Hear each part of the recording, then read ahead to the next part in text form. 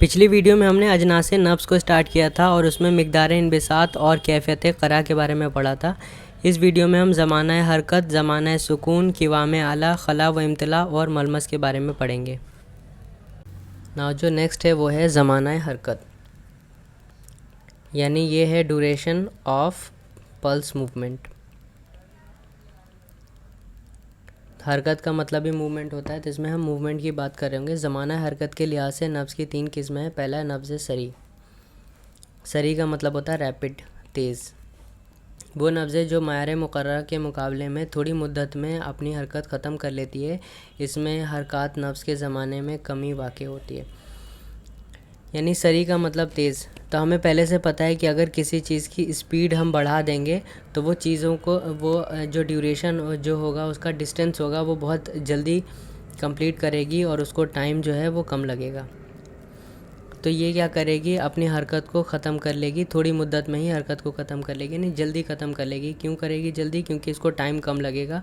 और सरी होगी, ये रैपिड होगी, इसकी स्पीड ज़्यादा होगी तो इसको टाइम कम लगेगा। इसके अपोज़िट जो है वो है नब्ज़ बती। नब्ज़ सरी की ज़िद होती है, यानी इसके अपोज़िट है, इसके मुकाबिल है, यानी हरकत नब्ज़ का ज़माना ज़्यादा होगा। तो क्योंकि ये बती है यानी ये स्लो है, तो इसकी स्पीड स्लो होने की वजह से इसका ज़माना ज़्यादा होता है। नब्ज़ मोतदिल इनके बीच में है। नब्ज़ सरी की ज़िद और बती के दरमियान होती है, इन दोनों के बीच में होगी। इसके बाद हम देखेंगे ज़माना सुकून। तो अभी हमने जो कंपैरिजन करा था वो देखा था ज़माना हरकत के हिसाब से। अब ज़माना सुकून, तो हमें पता है हरकत और सुकून दोनों चीज़ों के बारे में हमने पहले देख रखा है। तो अब हम सुकून की बात कर रहे होंगे, तो इसको हम कह सकते हैं ड्यूरेशन ऑफ रेस्ट, या फिर इसको ड्यूरेशन ऑफ पॉज भी कहा जा सकता है। तो ज़माना सुकून से मुराद सुकून मजाजी है, जो नफ्स की दो हरकत के दरमियान ठहराव के वक्त महसूस होता है। ज़माना सुकून के लिहाज से नफ्स की 3 किस्में हैं। नब्ज़ मुतवातिर, वो नब्ज़ है जिसमें 2 क़रात यानी 2 ठोकरों के दरमियान सुकून का ज़माना थोड़ा महसूस होगा। नब्ज़ मुतवातिर को नब्ज़ मुतदारिक और नब्ज़ मुतकासिब भी कहते हैं। यानी 2 हरकत के बीच में जो सुकून का ज़माना होगा वो बहुत ही ज़्यादा कम होगा। तो एकदम से हरकत होगी, फिर उसके बाद जल्दी से थोड़ा सा सुकून होकर जल्दी से हरकत वापसी आ जाएगी, तो इसको नब्ज़ मुतवातिर कहेंगे। यानी बहुत कम देर का जो है सुकून होगा। और दूसरी जो होगी वो नब्ज़ मुतफ़ावित होगी। वो नब्ज़ है जो मुतवातिर की ज़िद होगी और मुकाबली होगी, यानी जिसमें 2 क़रियात के दरमियान का जो ज़माना होगा वो लंबा महसूस होगा। तो इसमें जो रेस्ट का जो टाइमिंग होगा वो ज़्यादा होगा। अब इसमें थर्ड में हम ये देख सकते हैं, जो इसके इन दोनों के बीच में भी एक मोतदिल वाली मोतदिल हरकत, जो मोतदिल सुकून होगा, वो भी हम देख सकते हैं। अब हमने क्योंकि हरकत भी पढ़ लिया और सुकून भी पढ़ लिया, तो हरकत वाले में हमने देखा था कि नब्ज़ सरी थी, और हमने जब सुकून का देखा तो हमने नब्ज़ मुतवातिर देखा। इन दोनों में फ़र्क क्या है? तो नब्ज़ मुतवातिर तो ज़माना सुकून से मुताल्लिक़ है, अभी हमने इसको देख रखा है। तो इसमें 2 क़रियात के दरमियान ज़माना सुकून की कमी को देखा जाता है, और नब्ज़ सरी जो है वो ज़माना हरकत से माखूज़ है। इसमें क़रा यानी ठोकर के ज़माने में हरकत की कमी मकसूद होती है। यानी अगर इसको देखना चाहें तो जो नब्ज़ सरी होगी, इसका जो रिलेशन है वो किसके साथ में? हरकत के साथ में। और नब्ज़ मुतवातिर का जो रिलेशन है वो 2 हरकत के बीच में जो सुकून का टाइम है उससे है। यही वजह है कि नब्ज़ मुतवातिर को 2 हरकत के एहसास से महसूस किया जाता है। तो जब भी हमें नब्ज़ मुतवातिर को देखना होगा तो हमें रेस्ट चाहिए। तो पहली हरकत और दूसरी हरकत, इन दोनों हरकत को हम देखेंगे, तब जाके हमें पता लगेगा कि इन 2 हरकत के बीच में जो रेस्ट है वो कितना ज़्यादा है। तो हमें 2 हरकत को महसूस करना पड़ता है। लेकिन जब हम नब्ज़ सरी को देख रहे होंगे, तो क्योंकि ये नब्ज़ सरी जो है वो रिलेट करती है हरकत से, तो सिर्फ एक ही हरकत के एहसास से पता लग जाएगा कि कितनी जल्दी वो हरकत हो गई। उसी से हमें नब्ज़ सरी है या बती है, ये एक ही नब्ज़ से हमें पता लग जाएगा। लेकिन जब भी हम नब्ज़ मुतवातिर की बात कर रहे होंगे तो 2 हरकत के बीच का टाइम है, तो हमें इसमें 2 हरकतों का एहसास करना पड़ेगा, तब जाके हमें पता लगेगा कि जो रेस्ट का टाइम है वो कम है कि ज़्यादा है।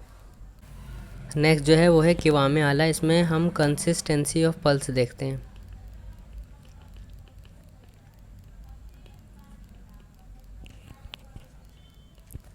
क़िवाम आला यानी शरियान की सख्ती व नरमी के लिहाज से नब्ज़ की 3 किस्में हैं। पहला नब्ज़ लयीन, इसको सॉफ्ट पल्स बोल सकते हैं। वो नब्ज़ है जो दबाने से बआसानी से दब जाती है। दूसरा नब्ज़ सुल्ब है, इसको हार्ड पल्स बोल सकते हैं। नब्ज़ लय्यन की ज़िद और इसके मुकाबिल होती है, और नब्ज़ मोतदिल वो होती है जो नब्ज़ लय्यन और सुल्ब के दरमियान में होती है। तो इसमें हम कंसिस्टेंसी ऑफ पल्स को देखा। इसके बाद हम खला व इम्तिला की बात करेंगे, यानी कितना ज़्यादा फुल है या कितना ज़्यादा एम्प्टी है, इसके हिसाब से हम देखेंगे। तो खला व इम्तिला के लिहाज से नब्ज़ की 3 किस्में होगी। नब्ज़ मुमतली पहली जो होगी, जो फुल पल्स जिसको कह सकते हैं। तो ये जो इंग्लिश टर्मिनोलॉजी है, ये इसके काफ़ी पास की टर्मिनोलॉजी है। बिल्कुल एग्जैक्ट तो हम नहीं बता सकते यूनानी में कि एग्जैक्ट टर्मिनोलॉजी क्या बनेगी, लेकिन इनसे रिलेटेड जो हमें समझने में आसानी होगी, इसलिए हम इंग्लिश टर्मिनोलॉजी देखते हैं कि इसके आसपास की जो टर्मिनोलॉजी होती है। तो वो नब्ज़ हैं जिसमें नब्ज़ मुमतली कौन सी होगी? वो नब्ज़ है जिसमें ऐसा महसूस होगा कि शरियान नब्ज़ के अंदर काफ़ी रतूबत भरी हुई है, यानी फुल सा लगेगा, ऐसा लगेगा कि फुल रतूबत पूरी भरी हुई है। और इसके अपोजिट जो होगा वो नब्ज़ खाली होगा। नब्ज़ मुमतली की ये ज़िद होगी और इसके मुकाबिल है जिसमें इस तरह महसूस होता है गोया शरियान नब्ज़ रतूबत से बिल्कुल खाली हैं, यानी ये एम्प्टी सा लगेगा हमें। और नब्ज़ मोतदिल मुमतली और ख़ाली होने के लिहाज से दरमियान होती है। इसके बाद हम देखने वाले हैं मलमस, यानी फ़ील करने में कैसा लग रहा है हमें। तो इस लिहाज से जब नब्ज़ पर उंगलियां रखी जाती हैं तो उंगलियों को गर्म मालूम होता है या फिर सर्द। तो इस बेसिस पर भी नब्ज़ की 3 किस्में होंगी। फर्स्ट जो है नब्ज़ हार, इसको हम हॉट पल्स बोल सकते हैं। तो वो नब्ज़ है जिससे नब्ज़ का मुकाम बदन के दूसरे मुकाम से ज़्यादा गर्म महसूस होता है।